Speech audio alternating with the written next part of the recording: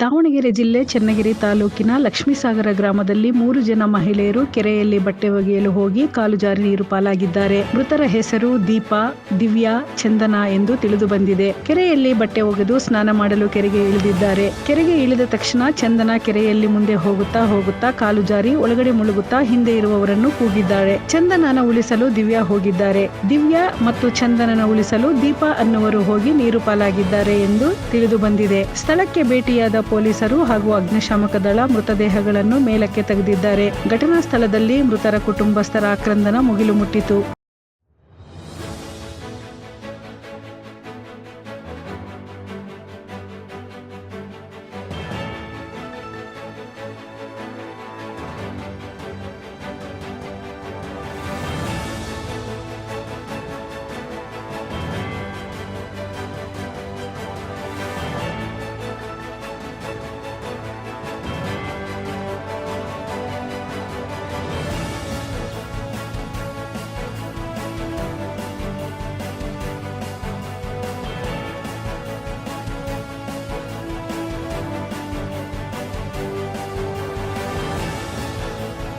ವರದಿ ಷಣ್ಮುಖ ನಾಯಕ, ದಾವಣಗೆರೆ.